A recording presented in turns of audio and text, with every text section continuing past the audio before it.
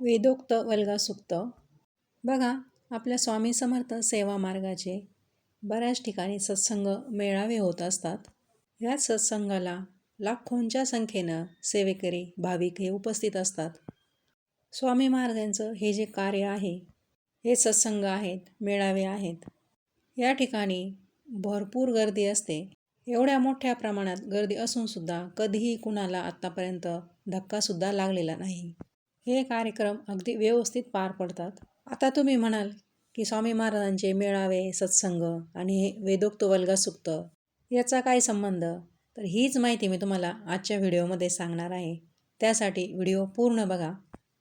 तर बघा, आपल्या या स्वामी समर्थ सेवा मार्गाचे आतापर्यंत सत्संग मेळावे हे कुरवपूर, गाणगापूर, नृसिंहवाडी, काशीला लिंगार्चन सोहळा आणि आता पुन्हा काशीला भस्मार्चन सोहळा होणार आहे. गाणगापूरला तर दरवर्षी हे कार्यक्रम असतात. नृसिंहवाडीला, गाणगापूरला जेव्हा जेव्हा मोठ्या प्रमाणात श्री गुरुचरित्र पारायण होतात, त्यावेळेला तुम्ही कधी बघितलं आहे का? तिथं गुरुचरित्र वाचणाऱ्यांसाठी मोठा मंडप घातलेला असतो. मंडप अतिशय भव्य असतो आणि या मंडपामध्ये जे वाचक मंडळी आहे त्यांना बसण्यासाठी आसन पण त्यांनी मोठा कागद टाकलेला असतो. आणि त्यावर जर तुम्ही लक्ष दिलं नसेल तर इथून पुढं जरी कधी कार्यक्रम होतील तर त्यावेळेला तुम्ही जरूर बघा. थोड्याफार प्रमाणात आपल्याला तिथं पांढरी मोहरी दिसते. या मोहरीला पिवळी मोहरीसुद्धा म्हणतात. तर ही पांढरी मोहरी का टाकलेली असते ही माहिती मी तुम्हाला सांगणार आहे, त्यामुळे व्हिडिओ पूर्ण बघा. नमस्कार, श्री स्वामी समर्थ सर्वांना. पुन्हा एकदा तुमचं सर्वांचं आजच्या या नवीन व्हिडिओमध्ये अगदी मनापासून स्वागत आहे.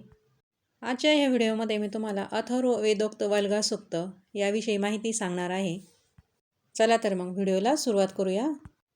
तर बघा, विविध प्रकारच्या आजारांवर, गंभीर समस्येवर वेदोक्त वल्गा सुक्त, त्याचबरोबर पांढरी मोहरी हे दोन्ही अतिशय प्रभावी उपाय आहेत.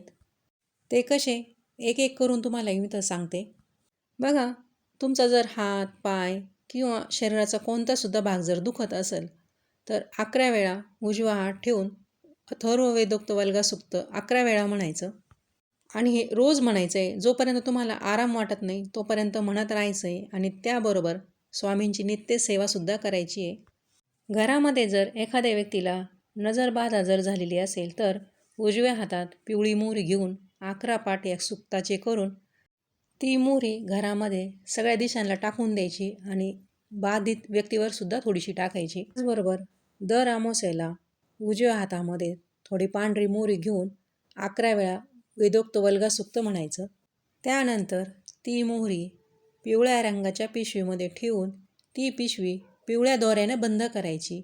आणि त्यानंतर आपल्या गाडीचं जे इंजिन आहे त्या इंजिनच्या आतमध्ये तारेने अडकून ठेवायची. 2 व्हीलर जर गाडी असेल तर गाडीच्या सीट खाली ही ठेवली तरी पण चालते. आणि दर अमावास्येला ही पिशवी उजव्या हातामध्ये घेऊन त्याच्यावर 11 वेळा हे वल्गा सुक्त म्हणायचं आणि पुन्हा ती जागेवर बांधून ठेवायची. घरामध्ये जर अशुभ शक्तींचा त्रास होत असेल तर हे अशुभ वातावरण निवारण्यासाठी एक वेळेस या सुक्ताचं हवन करायचं. पहिल्या दिवशी 11 वेळा हवन करायचं आणि त्यानंतर रोज 1 दिवस हवन करायचं, असं 11 दिवस करायचं.